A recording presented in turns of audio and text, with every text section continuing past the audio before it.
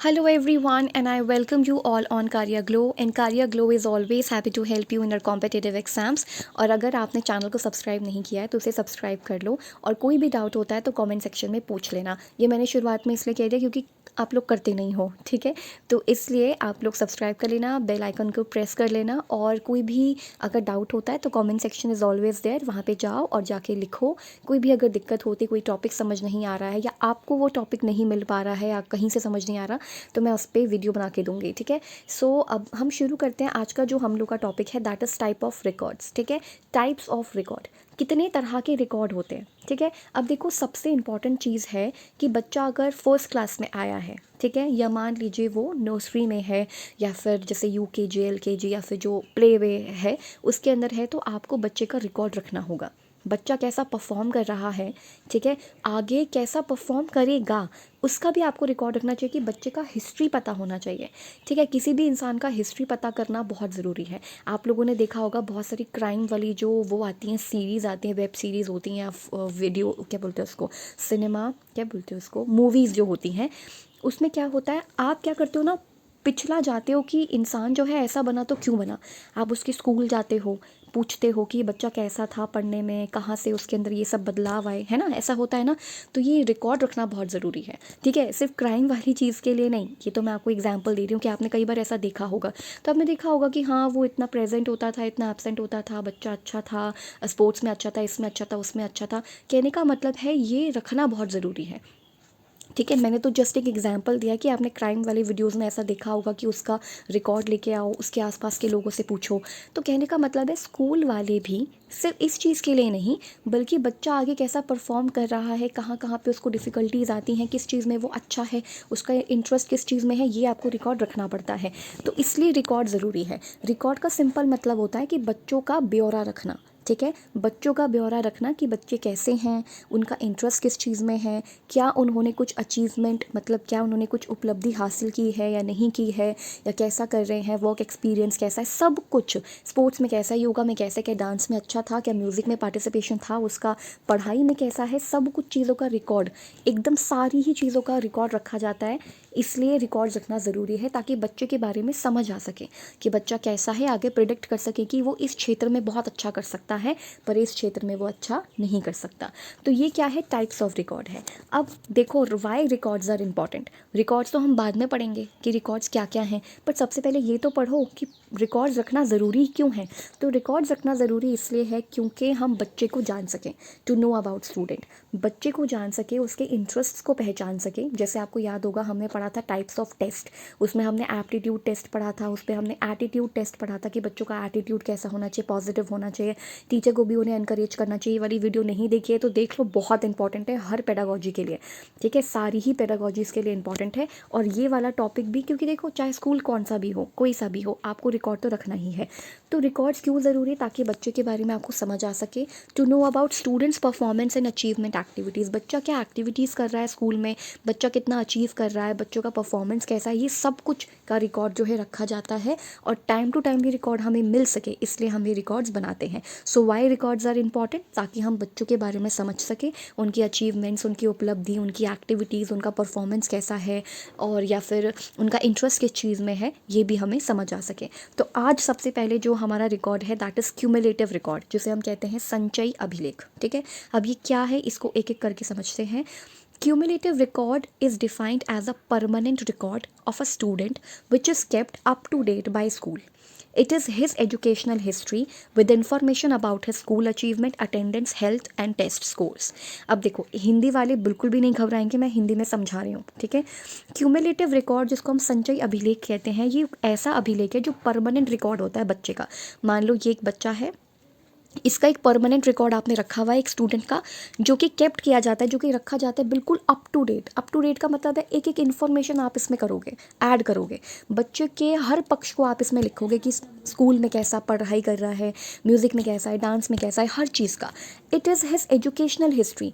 उसका educational history क्या रहा है, फर्स्ट क्लास में कैसा किया, सेकंड में कैसा किया, थर्ड में कैसा किया, फोर्थ में कैसा किया, वो सारी इन्फॉर्मेशन रखी जाती है about a school achievement. School में कितना अचीव किया, अटेंडेंस 90% है, कितनी परसेंट है, या फिर हेल्थ कैसा रहता है उसका। अभी आपको पता होगा, जैसे मैं जैसे केवी में पढ़ी हूँ, तो उसमें हमेशा एवरी ईयर जैसे ही हम नेक्स्ट क्लास में जाते थे, हमेशा हाइट हमारा एक तो टेस्ट किया जाता था, आई टेस्ट किया जाता था, और एक दो टेस्ट और होते थे, जैसे वेट मेजरमेंट कर लिया, हाइट टेस्ट कर लिया, इस तरह के होते थे।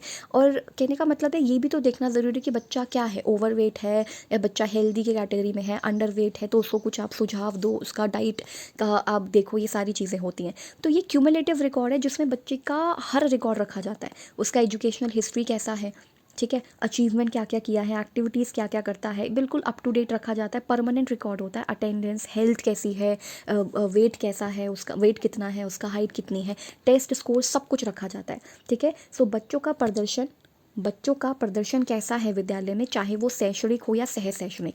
शैक्षणिक का मतलब होता है related to studies only, related to पढ़ाई, ठीक है, पढ़ाई में कैसा है। स्कोलास्टिक कहते हैं उसको, स्कूल में कैसा परफॉर्म कर रहा है, ठीक है, चीज़ें जो मैम होमवर्क दे रही हैं वो कर भी रहा है या नहीं कर रहा है। और को स्कोलास्टिक या को करिकुलम एक्टिविटीज़ मतलब योगा में परफॉर्म कर रहा है नहीं कर रहा है, SUPW या वर्क में या ड्राइंग में, पेंटिंग में कुछ इसमें पार्टिसिपेट कर रहा है या नहीं कर रहा है। तो सब कुछ का रिकॉर्ड रखा जाता है, record of both the aspect, दोनों आस्पेक्ट्स का रिकॉर्ड रखा जाता है, स्कोलास्टिक भी और को स्कोलास्टिक भी। इट इज़ केप्ट सिस्टमैटिकली, बिल्कुल सिस्टमैटिकली रखा जाता है, सीक्वेंस में, in a sequential manner. It is in written form, ये रिटन फॉर्म में होता है, हर एक चीज़ का रिकॉर्ड रखते हैं। इन्फॉर्मेशन ऑफ हिज और हर प्रोग्रेस, उसकी इन्फॉर्मेशन रखते हैं कि आगे कितना प्रोग्रेस कर रहा है, उसके बैड आस्पेक्ट्स भी और उसके गुड आस्पेक्ट भी, मतलब अच्छा किस में है, बेकार किस में है, गलत कुछ कर रहा है या गलत, तो ऐसे वैसे नहीं लिखा जाता है, बट किस चीज़ में अच्छा है वो लिखा जाता है। लेकिन हर एक टीचर को उसके बच्चों के बैड एस्पेक्ट्स भी पता होना चाहिए, ठीक है, ताकि वो उसको बता सके, समझा सके कि तुम यहाँ तो मत जाना, यहाँ पे, ताकि गाइड कर सके, सिंपल। तो ये क्यूमुलेटिव रिकॉर्ड है which is in a written manner, written manner में होता है, सिक्वेंशियल होता है, दोनों एस्पेक्ट्स का के बारे में रखा जाता है, को करिकुलम एक्टिविटीज़ भी और करिकुलम भी, मतलब आपका स्कोलास्टिक एंड को स्कोलास्टिक, सब कुछ का इसमें वो रखा जाता है, ब्यौरा रखा जाता है, अप टू डेट होता है, स्कूल बनाता है, हेल्थ, टेस्ट स्कोर, अटेंडेंस, सब कुछ इसमें रखा जाता है। अब हम पढ़ते हैं नेक्स्ट रिकॉर्ड। तब तक के लिए आप इसको एक बार रीड करना, ठीक है, इसको एक बार वीडियो पॉज करके अच्छे से रीड करो सारी चीज़ें, उसी के बाद दूसरे वाले रिकॉर्ड पे जाना, ठीक है।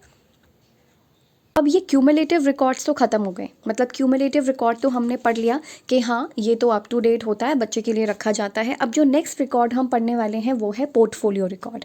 पोर्टफोलियो का मतलब क्या होता है, तो आपको जैसे पता होगा कि जो फिल्म स्टार्स होते थे, आई मीन जब वो अपने स्ट्रगलिंग फेज़ में होते थे, जो एक्टर्स होते थे, तो वो जब जगह जगह जाते थे डायरेक्टर्स और इन सब के पास, तो अपना पोर्टफोलियो लेके जाते थे जिसमें फ़ोटोग्राफ्स होती थी उन लोगों की, अलग अलग ड्रेसेस पहनकर वो फ़ोटोग्राफ्स ऐसे खिंचवाते थे, उसके बाद वो पोर्टफोलियोज देते थे। तो पोर्टफोलियो भी वैसे ही समझ लो आप, ये एक एविडेंस होता है, इन दिस एविडेंस इज केप्ट, ठीक है।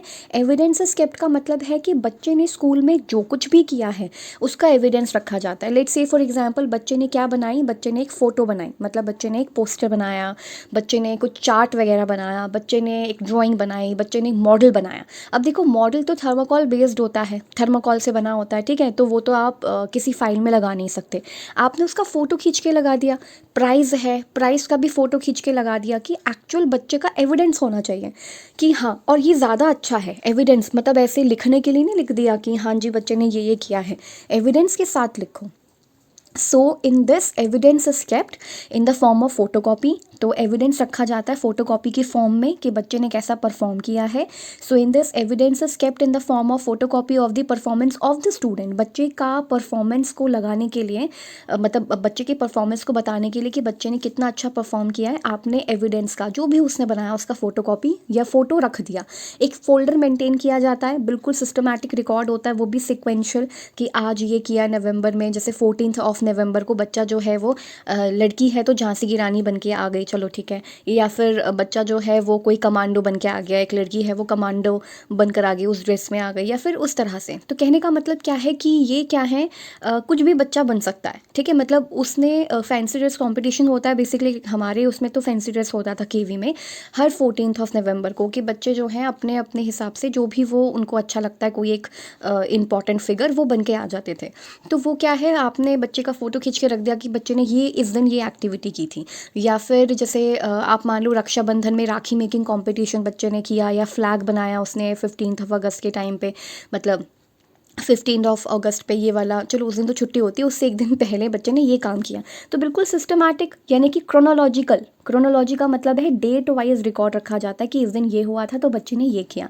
बोथ स्कोलास्टिक, स्कूल वाला भी और को स्कोलास्टिक, मतलब ज़रूरी नहीं है कि पढ़ाई में कैसा है वो तो लिखा ही लिखा है, लेकिन इसके अदर एक्टिविटीज़ को भी उन्होंने लिखा है। It is a modern technique, बिल्कुल मॉडर्न टेक्निक है ये, क्योंकि डांस, म्यूज़िक, योगा बच्चों ने जिस भी में भी पार्टिसिपेट किया, जैसे इंटरनेशनल योगा डे होता है उसमें बच्चे ने अगर कोई बहुत अच्छा योगा करके दिखाया तो उसका फ़ोटो भी रख लिया कि सारे बच्चे जो हैं योगा कर रहे हैं इस योगा डे पे, या वैसे भी करते हैं, या डांस वगैरह, म्यूज़िक वगैरह में पार्टिसिपेशन किया, ग्रुप म्यूज़िक या ग्रुप डांस किया है उन्होंने, या स्पोर्ट्स में, डिबेट में, कंपटीशन में हिस्सा लिया है, कोई सर्टिफिकेट है, कोई प्राइज़ है। देखो प्राइज़ को तो आप फाइल में नहीं लगा सकते ना, क्योंकि प्राइज़ जो है वो तो सॉलिड सी चीज़ है, तो आप उसका फ़ोटो खींच के लगा दिया। बच्चे को कोई सर्टिफिकेट मिला है, फर्स्ट आया, सेकेंड आया, थर्ड आया, कोई सा भी सर्टिफिकेट मिला है वो आपने लगा दिया। तो बच्चे की रियल एक्टिविटी आप फाइल में लगाओगे, जो उसने एक्चुअल में किया है उसका एविडेंस लगाना है, ठीक है। सो यहाँ से आप पढ़ सकते हो कि पोर्टफोलियो एक कलेक्शन है of evidences. Portfolio is the collection of evidences of students work. बच्चों का जो काम है उसका एविडेंस कलेक्ट करके लगाया जाता है over a period of time, यानी कि एक साल में उन्होंने क्या क्या किया ये सब रखा जाता है। It could be a day to day work, ये डे टू डे वर्क हो सकता है, जैसे मैंने आपको बताया कि राखी आ गई तो उस कंपटीशन में बच्चों ने पार्टिसिपेट किया, तो खैर राखी को तो एक पेज पे आप स्टिक करके भी लगा सकते हो कि हाँ बच्चों ने ये काम किया है, या पोस्टर मेकिंग, या फिर मान लो दशहरा आ रहा है तो बच्चे ने रावण बनाया है, और इस तरह से वो सब आपने बच्चे का काम रख दिया। So selection of the learners best piece of work, या फिर आप डे टू डे एक्टिविटीज़ करो, अगर वो रखना मुश्किल है तो फिर आप क्या कर सकते हो, बच्चे का best piece of work choose करके लगाओ जो उसने बहुत बेहतरीन किया है, जिसमें उसका इंटरेस्ट था, ठीक है। It is recommended that students participation be encouraged while selecting portfolio contents as well as criteria for selection of the content। तो बच्चे को आप encourage करो, हर टीचर का काम है बच्चों को encourage करना। तो अब हम थोड़ा सा पढ़ते हैं cumulative records and portfolio record में क्या डिफरेंस होता है। सो क्यूमुलेटिव रिकॉर्ड्स जो होते हैं ना उसमें एविडेंस नहीं रखे जाते, this is the very first difference, कि उसमें एविडेंस नहीं रखे जाते। मतलब जैसे पोर्टफोलियो में एविडेंस रखा जाएगा कि हाँ ये एक्चुअली उसने किया है बच्चे ने, उसका एविडेंस रखा जाएगा, क्यूमुलेटिव रिकॉर्ड में नहीं रखा जाता। क्यूमुलेटिव रिकॉर्ड्स में सब कुछ होता है, बच्चे का एजुकेशनल हिस्ट्री, यानी कि इसमें सिमिलैरिटी ये है, दोनों में समानता ये है, पोर्टफोलियो और क्यूमुलेटिव यानी कि संचयी अभिलेख और पोर्टफोलियो रिकॉर्ड में समानता ये है कि इसमें बच्चे की स्कोलास्टिक जो वो क्लास में कर रहा है, पढ़ रहा है, उसके बारे में, और जो अदर एक्टिविटीज़ है उसके बारे में भी बताया जाता है। बिल्कुल सिक्वेंशियल मैनर में, सिस्टमैटिकली मैनर में बच्चे का प्रोग्रेस रखा जाता है। बट ये हाँ ये अप टू डेट होता है, स्कूल द्वारा बनाया जाता है, स्कोलास्टिक एंड को स्कोलास्टिक वाला होता है ये। लेकिन डिफरेंस क्या था कि इसके अंदर कोई एविडेंस नहीं रखा जाता, बट इसमें एविडेंस रखा जाता है साथ में, ठीक है। फिर आ जाता है एनेक्डोटल रिकॉर्ड्स। एनेक्डोटल रिकॉर्ड्स क्या होते हैं, यह बच्चे के विशिष्ट व्यवहार से संबंधित है। अब देखो एनेक्डोटल रिकॉर्ड्स जब मैंने टीचिंग हमारा टीचिंग तो नहीं सॉरी जब हमारा डीएलएड और ये सब चीज़ें चल रही थी, जो डाइट होती है वो चल रही थी, तो उस दौरान बहुत सारी बुक्स हमें मिलती थी, तो उसमें हमने पढ़ना था एनेक्डोटल रिकॉर्ड्स क्या होते हैं। तो वहाँ पे ऐसा लिखा हुआ था कि एनेक्डोटल रिकॉर्ड्स बेसिक लेवल पे देखा जाए तो बच्चे के लाइफ में जो एक सबसे बड़ा इवेंट हुआ है वो रखा जाता है, जिसकी वजह से बच्चे का एकदम चेंज हो गया बच्चा। कुछ भी हो सकता है वो, उसके लाइफ का कोई भी एक इवेंट हो सकता है, जिसमें हो सकता है कि मान लो कि बच्चे का कहीं एक्सीडेंट हो गया हो, मान लो, है ना, वैसे ना हो ऐसा कभी भी किसी बच्चे के साथ, लेकिन ऐसा मान लो हो गया हो, फिर उसका एकदम बिहेवियर चेंज हो गया हो। या फिर मान लो कोई कंपटीशन की वो बहुत अच्छे से तैयारी कर रहा हो, उसमें अच्छा, लेकिन मेरे साथ जैसे मेरे साथ ये हुआ है, वो भी यहाँ पे नहीं, 26 जनवरी के आसपास यहाँ पे हमारे यहाँ पे क्या बोलते हैं, जहाँ पे मैं रहती हूँ वहाँ पे ऐसे गेम्स खिलाते थे। तो उसमें जो कोई एक क्या बोलते हैं उसको, प्रधान वगैरह के जो बच्चे होते हैं, वो क्योंकि हार गया था लेमन रेस में, मैं जीत गई थी, उसमें मुझे प्राइज़ नहीं मिला। दोबारा लेमन रेस हुई, ये बोल करके कि ये इसमें कुछ प्रॉब्लम्स थी, बच्चे पहले आगे चले गए, ऐसे कुछ ड्रामा किया उन्होंने, जबकि वो बच्चा उनका आगे नहीं आ पाया था, या वो पता नहीं क्या कर रहा था, आई डोंट नो, उससे लेमन गिर गया था, तो दोबारा रेस कराई, जिसमें ऑब्वियसली मैं नहीं आई थी फर्स्ट, पर पहली वाली में आई थी, लेकिन उसको कंसीडर नहीं किया उन्होंने, आई डोंट नो व्हाई। तो अलग अलग तरीके के होते, कुछ भी बहाना बना दिया, कुछ भी बहाना बनाया था, जबकि वो वैलिड रीज़न भी नहीं था, सब कुछ बिल्कुल ठीक चला था, लेकिन क्योंकि वो बच्चा आगे नहीं बढ़ पाया जो उनका था, मतलब उससे लेमन गिर गया या कुछ ऐसा हुआ, तो उन्होंने बोला कि दोबारा करेंगे और वो मानी जाएगी। तो ऐसा ही कुछ था, उसमें फर्स्ट नहीं आई थी मैं, शायद सेकंड थर्ड में से कुछ आई थी, अभी मुझे याद भी नहीं है। तो कहने का मतलब ये एनेक्डोटल रिकॉर्ड्स का मतलब है कि फिर आपके दिमाग में हो सकता है, बट मेरे दिमाग में तो ऐसा नहीं आया, लेकिन हो सकता है कि अगर मेरे दिमाग में ये चीज़ आ जाती कि लोग तो ऐसा धोखेबाजी करते, तो वो एक मेरा ना जो नज़रिया है देखने का सभी को, वो शिफ्ट हो जाता। फिर मैं सबको मिसट्रस्ट की नज़रिए से देखती कि ये भी धोखेबाजी करेंगे, ये भी धोखा देंगे, ठीक है। तो कहने का मतलब है कि बच्चे की लाइफ में कुछ ऐसा बहुत बड़ा सा इवेंट हुआ हो। अब देखो, ट्रिगर ना आप किसी भी इवेंट से हो सकते हो। जैसे मेरे साथ जो ये हुआ था, उससे भी मैं ट्रिगर हो सकती थी, वो ट्रिगर हो सकती थी ना कि मतलब कुछ ऐसा हो गया कि मतलब मुझे लगा कि यार सब लोग जो हैं वो ऐसे ट्रस्टेबल नहीं है, कुछ भी सही नहीं है, ऑनेस्टी तो है ही नहीं, ईमानदारी तो है ही नहीं। हो सकता है उसका प्रभाव कुछ ज़्यादा ही हो जाता मुझ पे, बट ऐसा नहीं था उस टाइम पे।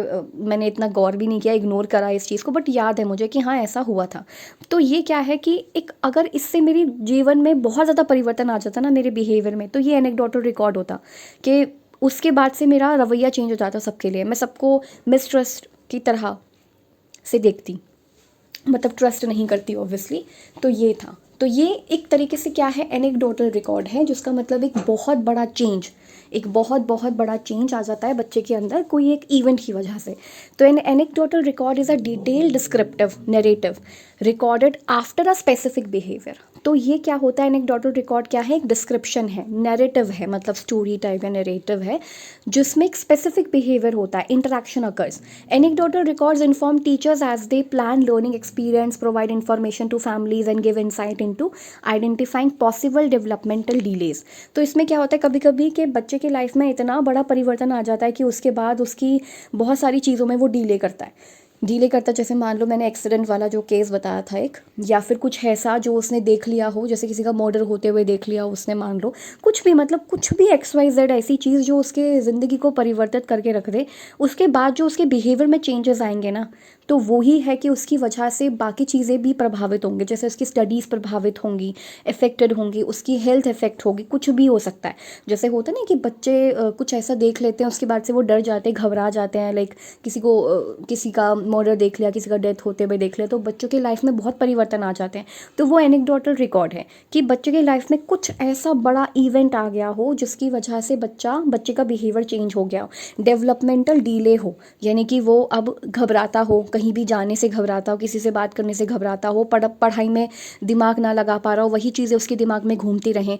तो ये इन्फॉर्मेशन टीचर के पास होनी चाहिए कि अभी इसके साथ ये हुआ है, इसने अभी अभी ये चीज़ देखी है, तो आप इसको उस तरीके से डील करिएगा। तो ये एनेक्डोटल रिकॉर्ड्स है। एनेक्डोटल रिकॉर्ड्स का बेसिक मतलब होता है कोई बच्चे का एक बहुत ऐसा इवेंट जिसकी वजह से उसका बिहेवियर चेंज हो गया हो पूरी तरीके से, उसका डिटेल डिस्क्रिप्शन जब लिखा जाता है उसे एनेक्डोटल रिकॉर्ड्स कहते हैं। इसमें कुछ भी चीज़ें आ सकती हैं, ठीक है। तो ये था आपका क्यूमुलेटिव रिकॉर्ड। क्यूमुलेटिव रिकॉर्ड आसान है, सारे पॉइंट्स देख लेना। पोर्टफोलियो रिकॉर्ड देख लेना, इसमें एविडेंस रखा जाता है, सारी चीज़ों का फोटो रखा जाता है। फिर ये है एनेक्डोटल रिकॉर्ड। अब हम पढ़ने वाले हैं क्या, अब हम पढ़ने वाले हैं सोशियोमेट्री और चेकलिस्ट एंड रेटिंग स्केल। इसका मैं आपको एक फ़ोटो दिखाऊंगी, ठीक है। चेकलिस्ट पहले है ना, हम ये चेकलिस्ट वाला ही पढ़ लेते हैं, बड़ा आसान है। इसका मतलब है मेजरमेंट ऑफ क्वालिटी, सिंपल, ठीक है। इन दोनों का मैं फ़ोटो अभी आपको दिखा दूंगी कैसा दिखता है। चेकलिस्ट का मतलब है कि बच्चे में ये चीज़ है या नहीं है, ठीक है। चेकलिस्ट जैसे एग्जाम्पल ले लेते हैं कि आज जैसे मुझे परसों मुझे मान लो किसी पार्टी में जाना है, किसी शादी में जाना है, तो मैं क्या करूँगी कि ज्वेलरी मेरी रेडी है या नहीं है, हाँ रेडी है, ये चेकलिस्ट बना लिया आपने कि रेडी है। ड्रेस मेरी प्रेस्ड है या नहीं है, आयरन है या नहीं है, नहीं है। तो ये चेकलिस्ट है कि क्या चीज़ है क्या चीज़ नहीं है। जैसे आप ट्रिप पे जा रहे हो तो आप बनाते हो ना वो डिटेल कि ब्रश एंड टूथ ब्रश और वो पेस्ट रख लिया नहीं रख लिया, तो टिक लगा दिया रख लिया। आपने कुछ खरीदना है, बैग आपने खरीदा बड़ा सा या नहीं खरीदा, अभी तक नहीं खरीदा, तो वो चीज़ आपको करनी है। तो ये क्या है, चेकलिस्ट है कि किया है या नहीं किया है। तो बेसिकली मेजरमेंट है क्वालिटीज़ का। अब बच्चों के सेंस में देखा जाए तो हम क्या देखेंगे, बच्चे में ऑनेस्टी है या नहीं है, तो है, चलो ठीक है, बच्चे में ऑनेस्टी है। बच्चा स्कूल में आ रहा है ढंग से, पंचुअल है या नहीं है, तो बच्चा चलो कभी कभी लेट हो जाता है, मान लो पंचुअल नहीं है वो, तो ये क्या है, क्वालिटीज़ कि बच्चा ऑनेस्ट है, बिल्कुल ऑनेस्ट है। पंचुअल है, चलो पंचुअल नहीं है, कभी कभी देर से आता है स्कूल में, कुछ भी रीज़न हो सकता है, कहीं दूर से आता होगा, कुछ भी रीज़न हो सकता है, ठीक है। इसके अलावा बच्चे में डिसिप्लिन है या नहीं है, तो हाँ जी, बच्चे में डिसिप्लिन है। तो ये चेकलिस्ट है कि सिंपल बताता है क्या है क्या नहीं है, मेजर करता है क्वालिटीज़ की ये है या नहीं है, ये होता है चेकलिस्ट, ठीक है, इसे हम चेकलिस्ट कहते हैं। जबकि जो आपका रेटिंग स्केल होता है, वो रेटिंग स्केल मैं आपको ऐसे समझाऊंगी कि फ्लिपकार्ट से जब भी मैं ऑनलाइन शॉपिंग करती हूँ तो हमेशा भैया बोल के जाते हैं कि मैम प्लीज़ आप हमको रेटिंग ज़रूर दे देना, या फिर जब भी मैं फ्लिपकार्ट पे कॉल करती हूँ तो वो यही कहते हैं कि मैम आपका 30 सेकेंड्स हम लेना चाहते हैं, बस आपका जो वो है क्या बोलते हैं उसको कि आपका जो आप जो भी बोलोगे, आपकी रेटिंग्स हमारे लिए बहुत मायने रखती हैं, आप हमें रेट दीजिएगा इस चीज़ का कि आपको कॉन्वर्सेशन कैसा लगा। तो ये क्या है, रेटिंग स्केल है, कैसा लगा। इसमें क्या आता है, इसके अंदर ना एक ऐसा बार बना होता है जो मैं आपको दिखा दूंगी अभी, उसमें लिखा होता है कि पुअर, एक तो ये होता है, या फिर एवरेज ऐसा होता है, एक में आपको वेरी गुड या एक्सीलेंट लगा देते हैं, ये है एक्सीलेंट, ये है वेरी गुड, ये है गुड, ये है एवरेज, और एक और लगा देते हैं वेरी पुअर।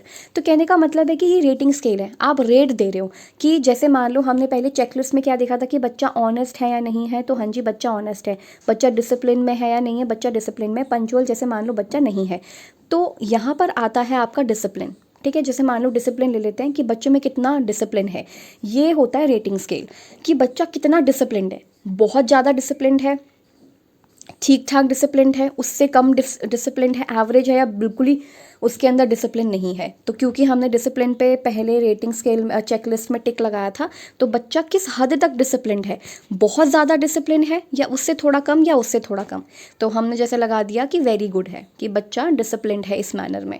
तो इसमें क्या होता है, रेटिंग स्केल में होता है बच्चा अगर ऑनेस्ट या बच्चा पंचुअल है, डिसिप्लिन्ड है, तो कितना हद तक है, किस हद तक है, बिल्कुल ही एक्सीलेंट है या वेरी गुड है या गुड है, ये एवरेज है या पुअर है या वेरी पुअर है, मतलब पुअर में भी थोड़ा कम डिसिप्लिन है या बिल्कुल ही डिसिप्लिन नहीं है। तो ये होता है आपका रेटिंग स्केल एंड चेकलिस्ट के बारे में। तो आसान सी चीज़ें थी। चेकलिस्ट में सिर्फ ये होता है कि हाँ बच्चे में ये चीज़ है या नहीं, वो सिर्फ ये मापता है कि ये चीज़ है या नहीं है, एग्जिस्ट करती है या एग्जिस्ट करती है या नहीं करती है, सिंपल ये होता है मेजरमेंट ऑफ क्वालिटीज़। जबकि रेटिंग स्केल में होता है कि अगर वो क्वालिटी है तो कितनी ज़्यादा है, जैसे 50% क्वालिटी है उसमें या 90% है, मतलब एक्सीलेंट है, गुड है, वेरी गुड है, पुअर है, एवरेज है, क्या है। तो ये आपका रेटिंग स्केल होता है। अब हम पढ़ रहे हैं सोशियोमेट्री।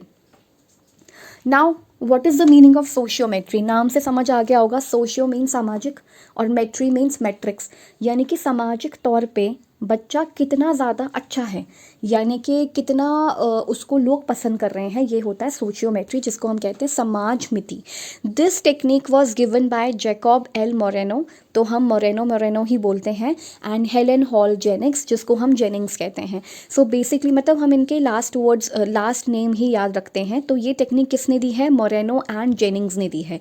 कौन सी, सोशियोमेट्री। इसके ऊपर गूगल पे आपको एक बहुत लंबा चौड़ा 5 से 6 पेज का कुछ मिल जाएगा, या फिर ऐसे भी इंफॉर्मेशन मिल जाएगी, आप चाहो तो पढ़ सकते हो, और वो हिंदी में अवेलेबल नहीं है, मैंने देखा था। इन केस कभी आपको बहुत डीपली पढ़ना हो तो मुझे ज़रूर बताना, क्योंकि मैं ऐसे आर्टिकल्स पढ़ती रहती हूँ या मुझे अच्छा लगता है, तो सही रहेगा कि मैं पढ़ के आपको समझा भी दूंगी। तो ये क्या है, सोशियोमेट्री समाज मिति, ये टेक्निक है जो कि जैकब एल मोरेनो या फिर मोरेनो और जेनिंग्स ने दी है। Sociometric techniques are method that qualitative measure aspects of social relationships. ये आपके सोशल रिलेशनशिप्स को जज क्या आपको मेजर करता है कि आपका आपके फैमिली आपके नेबर के साथ कैसा रिलेशन है, सच एज सोशल एक्सेप्टेंस, कि आपको समाज में एक्सेप्ट किया भी जा रहा है या नहीं किया जा रहा। कभी कभी कुछ बच्चे ऐसे होते हैं ना क्लास में, जिनको कुछ बच्चे बिल्कुल ही मार्जिनलाइज या उनको एकदम साइड कर देते हैं कि इनसे तो कोई बात ही नहीं करता, कि नहीं ये पढ़ने में अच्छे नहीं है तो टीचर्स ने इनसे बात करने के लिए मना किया। ये बहुत गलत चीज़ है। मतलब अगर आप ऐसा क्लास के अंदर ऐसा बंटवारा कर रहे हो, इस तरह का डिवीजन कर रहे हो, तो ये बहुत गलत है। क्योंकि ठीक है उसको सोशल एक्सेप्टेंस नहीं मिल रहा, तो टीचर का मतलब ये बनता है कि उनको ये चाहिए करना कि करना चाहिए कि सोशल एक्सेप्टेंस क्यों नहीं मिल पा रहा है, क्या रीज़न है इसके पीछे कुछ भी रीज़न हो सकता है, कुछ भी। How much an individual is liked by pirs, यानी कि उसके जो पीयर मतलब जैसे उसके जो फ्रेंड्स ग्रुप है, उसका फ्रेंड ग्रुप उसे क्यों एक्सेप्ट नहीं कर रहा है, या एक इंडिविजुअल को कितना लाइक किया जा रहा है या कितना लाइक नहीं किया जा रहा है, ये सब रखा जाता है। बच्चे का सोशल स्टेटस, जैसे child social standing in comparison to peers, यानी कि बच्चा जो है वो किस बच्चे को चूज़ करेगा। ठीक है, जैसे मान लो कि दो बच्चे हैं, जैसे मान लो 2 बच्चे मॉनिटर बनना चाहते हैं। ठीक है, मान लो 2 बच्चे मॉनिटर बनना चाहते हैं या फिर 3 बच्चे मॉनिटर बनना चाहते हैं, तो आप किस बच्चे को चूज़ करोगे? अगर आपने इसको चूज़ किया, दैट इज़ ये जो बच्चा है ये लाइक्ड बाय ऑल है, यानी कि इसको सब पसंद कर रहे हैं, या ये आप चाहते हो कि ये बने। ये दोनों में भी काबिलियत थी लेकिन इनको चूज़ नहीं किया। हो सकता है कि ये ज़्यादा अच्छे से लोगों से घुल मिल के बात करता हो, सबकी हेल्प करता हो। तो सोशल स्टेटस आपका ज़रूरी है कि समाज में आपका स्टेटस कैसा है। स्टेटस वाला वो ज़रूरी नहीं है कि आपको रिस्पेक्ट मिल रहा है या ये, इसका मतलब यहाँ पर ये है बच्चों में कि वो कितना फ्रेंडली है, कितना घुल मिल पा रहा है, उसके ऊपर डिपेंड करता है। तो सोशियोमेट्रिक्स क्या है? बच्चे के बारे में पता उसके आसपास के लोगों द्वारा लगाया जा सकता है। आप उसकी फैमिली से, उसके फ्रेंड्स से ये सब पूछ सकते हो। इवन टीचर को भी ना पता चल जाता है कि किस बच्चे के साथ ज़्यादा अच्छा व्यवहार होता है या किस बच्चे को ज़्यादा एक्सेप्टेंस मिल रहा है और किसको एक्सेप्टेंस नहीं मिल रहा। टीचर को तो पता चल जाता है, क्लास में इतने बच्चों को देखती हैं वो, है ना, कैसे बोलती हैं मैम पीटीएम में कि बच्चा इसके साथ रह रहा है, इसकी संगति बिगड़ रही, क्योंकि मैम जज कर लेती हैं, उनको पता चल जाता है टीचर्स को, है ना। तो यहाँ पे सोशियोमेट्री यही है कि बच्चा समाज में कितना अच्छे से रह पा रहा है या उसको कितना एक्सेप्टेंस मिल रहा है, एक्सेप्टेड कर रहे हैं लोग उसको या उसको रिजेक्ट कर दे रहे हैं, उसे नेगलेक्ट कर रहे हैं, या फिर हमेशा कंट्रोवर्सी में रहता है, हमेशा लड़ाई झगड़े में रहता है, या फिर एवरेज है कि ना तो ज़्यादा लाइक किया जा रहा है ना ही ज़्यादा वो नापसंद किया जा रहा है, ऐसा नहीं है, एवरेज है बिल्कुल। तो एक सोशियोग्राम होता है जिसमें कुछ चीज़ें बताई जाती हैं, जैसे जो बच्चा सब, जैसे मान लो ये 3 हमने बना रखे हैं ना बच्चे, तो मान लो कि एक बच्चा है इसमें से सब उसको पसंद करते हैं, लाइक्ड बाय ऑल, तो ये बच्चे को स्टार दे दिया, मतलब स्टार कहते हैं कि मतलब पॉपुलर है। फिर आता है click, liked by few people, ये क्लिक हो गया, मतलब बहुत ही कम लोग पसंद करते हैं। आइसोलेशन, मतलब आइसोलेशन का हिंदी होता है अलग थलग, यानी कि डिसलाइक बाय ऑल, यानी कि कोई पसंद नहीं करता उसको, बच्चे को। तो ये सोशियोमेट्री है, ये सोशियोग्राम में दिखाया जाता है कि कितना क्या क्या है, मतलब किस बच्चे को कितना ज़्यादा इम्पोर्टेंस मिलता जा रहा है समाज में। तो ये थे हमारे टाइप्स ऑफ रिकॉर्ड। तो मेरे हिसाब से आपको ये समझ आ गया होगा, नहीं आया है तो वीडियो को दोबारा देखो, एंड तक देखो, बार बार देखो। ठीक है, एक बार नहीं समझ आएगा, दूसरी बार ज़रूर समझ आएगा, या फिर आधा आ गया तो मैंने आपको पहले भी बताया ना, चंक्स में बांट लो। 2 रिकॉर्ड्स आज पढ़ लो, जैसे देखो क्यूमुलेटिव, पोर्टफोलियो एक साथ पढ़ना, क्योंकि सिमिलैरिटीज़ भी देखने को मिलेंगी, डिफरेंस भी देखने को मिलेगा। रेटिंग स्केल एंड चेकलिस्ट अपने हिसाब से एक और बार पढ़ लेना, मतलब 2 उनको अलग से पढ़ लो। उसके बाद जो बचे हैं बाकी 2, एनेक्डोटल रिकॉर्ड्स और सोशियोमेट्री, ये अलग से पढ़ लो। ज़रूरी नहीं कि सब कुछ एक साथ पढ़ना है, आज ही पढ़ना है।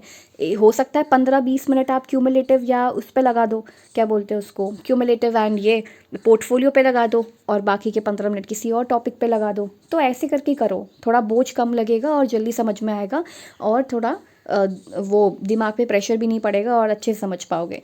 तो ये क्या है, टाइप्स ऑफ रिकॉर्ड। तो रिकॉर्ड क्यों ज़रूरी है? ताकि हम बच्चों के बारे में जान सकें। छोटा सा रिवीजन कर लेते हैं, बच्चों के बारे में जान सके, बच्चों के परफॉर्मेंस, अचीवमेंट, एक्टिविटीज़ के बारे में जान सके।